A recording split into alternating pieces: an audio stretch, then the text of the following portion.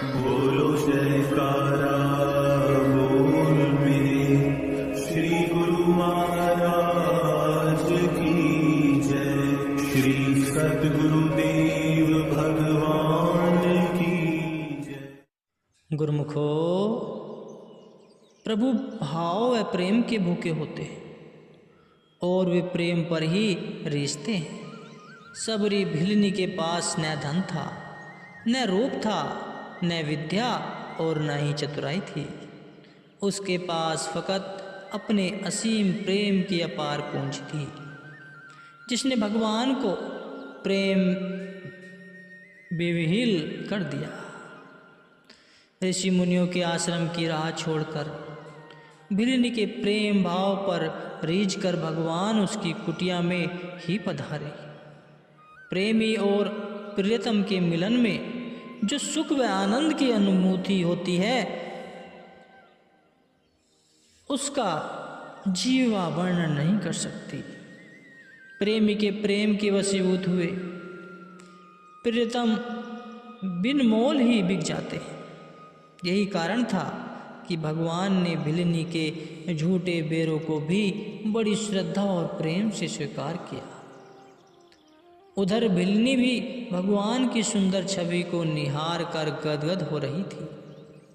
प्रेम में ऐसी तन्मय हुई कि उसे शरीर की भी कोई सुध न रही। ऐसे में त्रिलोकी के राज्य का सुख भी हेच है। संत दादू दयाल जी भी प्रेम की सराहना करते हुए अपने वाणी में कहते हैं कि प्रीत जो मेरे पीव की पेटी पिंजर माई, रोम रोम पिव पिव करे दादू दूसर नाई। तो भाव यह है कि जब प्रियतम का प्रेम हृदय में बस जाता है तो रोम रोम में से इष्ट देव के नाम की ध्वनि निकलने लगती है। इसके सिवाय और कुछ नहीं रहता। मालिक के मिलन से जीव को जो सुख मिलता है, उसके सामने अन्य सुख नागण्य है। वे कोई कीमत नहीं रखते। इसके विपरीत माया का गुलाम वहाँ जाता है जहाँ उसे धन की प्राप्ति होती है, फिर चाहे उसे कितने ही कष्ट क्यों न सहने पड़े। वह सर्दी गर्मी व भूख प्यास की परवाह किए बिना धन को कमाने के लिए प्रयास रहित रहता है। यहाँ तक कि घर बार छोड़कर विदेशों में जाने को भी उगत रहता है। विषय पुरुष को विषयों की ही सोच रहती है। वह अपनी जान को जोखिम में डालकर भी इस रस को लेने की चेष्टा करता है। पत्नी के प्रेम में विवश होकर बल व मंगल मृतक शरीर को नाव समझकर उस पर चढ़कर उफनती नदी को पार कर गए। आगे जाकर सांप को रस्सी समझ उसका सहारा लेकर दीवार फांद गए। उन्हें इस प्रकार अपने प्रेम में अंधा हुआ देख उनकी पत्नी ने तिरस्कार पूर्ण वाणी में कहा कि यदि आपने इतना प्रेम प्रभु के साथ किया होता तो उन्हें सदा अपने समक्ष खड़े पाते। यह कटाक्ष उनके हृदय को भेद गया और उनके प्रेम ने ऐसा उल्टा खाया कि स्वयं भगवान ने प्रकट होकर उन्हें अनेक बार दर्शन दिए। तो महर्षि वाल्मीकि जी ने प्रेम सहित उल्टा नाम जप कर भी प्रभु की प्रसन्नता को प्राप्त कर लिया। प्रभु ने आकर उनके हृदय में वास किया और अपनी अगम व अवर्ण्य लीलाओं से उन्हें निहाल कर दिया। उन्हीं की अपार कृपा से वह रामायण जैसे महान ग्रंथ के रचयिता बन सके। जिसने भी प्रभु को पाया प्रेम से ही पाया। महाभारत के युद्ध के दौरान दुर्योधन और अर्जुन दोनों ही भगवान श्री कृष्ण जी से सहायता मांगने गए। भगवान ने कहा कि जो मुझे चाहता है उसे मेरे सिवाय सब कुछ खोना पड़ेगा। अर्जुन का भगवान के प्रति सच्चा व अगाध प्रेम था। इसलिए अर्जुन ने यह शर्त स्वीकार कर ली। दुर्योधन को सब सेना, अस्त्र शस्त्र, हाथी घोड़े और धन माल मिल गया। वह था ही माया का चाहने वाला, इसलिए माया के इन सामानों को पाकर बहुत प्रसन्न हुआ। परंतु अंत में परिणाम क्या निकला? दुर्योधन को हार का मुंह देखना पड़ा, और फिर यही नहीं, उसका अंत भी बहुत दुखदायी हुआ। विजय अर्जुन और उसके प्रेम की हुई। प्रभु का संग पाकर उसे नित्य खुशी एवं शाश्वत आनंद मिला। भगवान की कृपा से उन्हें विवेक चक्षु मिल गए और सत्य की परख हो गई। वे असत्य पदार्थों को त्याग कर सच का ही सौदा करते हैं, जिनके मन पर माया के मलिन संस्कारों की परत जम चुकी है।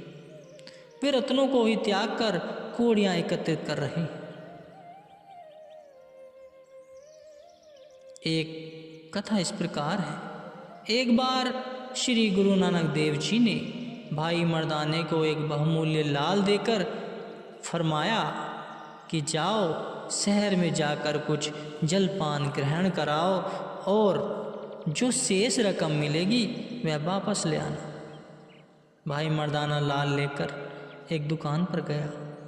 दुकानदार को उस लाल के बदले कुछ भोजन की मांग कर बाकी शेष बची हुई रकम देने को कहा।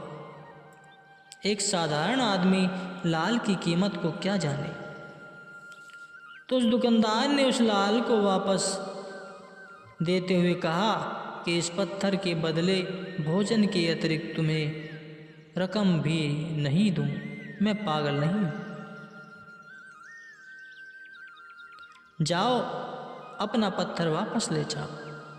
लाल लेकर भाई मर्दाना श्री गुरु महाराज जी के चरणों में उपस्थित हुए और विनती की कि आप तो कहते हैं कि यह बहुमूल्य लाल है, परंतु इससे तो फूटी कौड़ी भी नहीं मिली।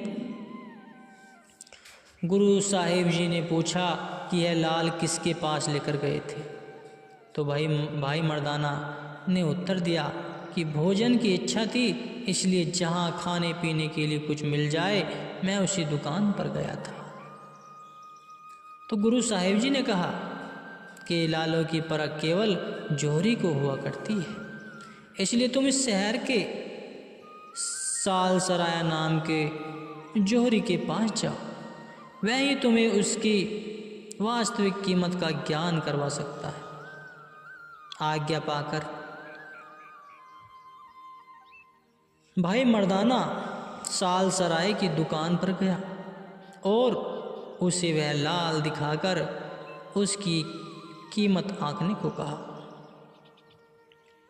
तो साल सराय ने उस लाल को परख कर कहा कि मेरे पास लाखों की संपत्ति है, यदि वह सारी भी तुम्हें दे दूं तो भी इस लाल की कीमत अदा नहीं हो पाएगी। उसने उस कीमती लाल को दिखाने के उपलक्ष्य में उसे 100 रुपया भेंट कर दिया।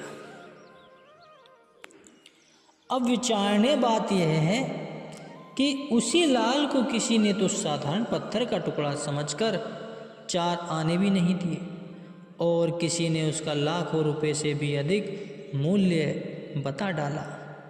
ऐसे ही सद्गुरु के शब्द रूपी अमौलिक लाल को कदरदान सिर के मूल्य पर ही सस्ता समझकर अपना तन मन धन सब कुर्बान कर देते हैं। जिन्हें इस बात का ज्ञान नहीं है वे आप ही इस दात से वंचित रह जाते हैं और अपने संपर्क में आने वालों को भी इस लाभ से लाभान्वित होने में बाधा उत्पन्न करते हैं। वे तन व धन को दायमी समझकर अपनी सुरती को इसमें अटकाए रखकर परलोक में भी दुख के भागी बनते हैं।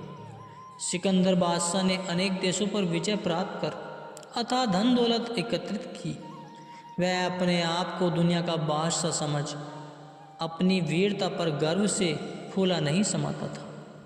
अपने देश की और वापस लौटते हुए मार्ग में अचानक ही उसका स्वास्थ्य बिगड़ गया और वह असहनीय दर्द से छटपटाने लगा।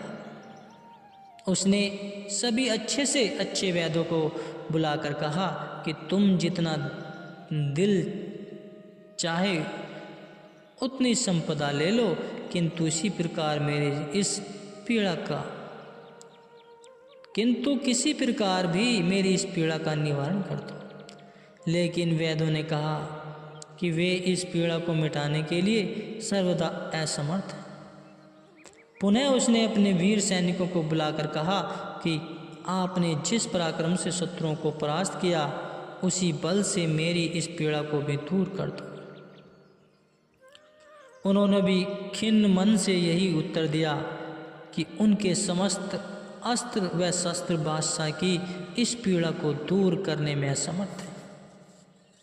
अपने वीर सिपाहियों से भी निराशाजनक उत्तर पाकर उसने अपनी रानियों व अन्य कुटुंबियों के आगे अपनी पीड़ा को कम करने के लिए उनकी सहायता की मांग की।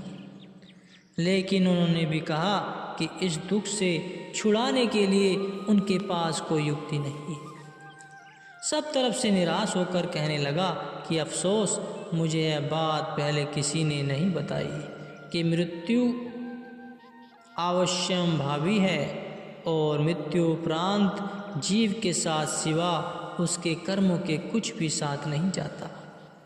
सारी जिंदगी जिन्हें अपना समझ उनमें दिल रमाए बैठा रहा, अंत समय वह कुछ भी अपना न बना। इस प्रकार विचार करते हुए वह बहुत दुखी व परेशान होने लगा।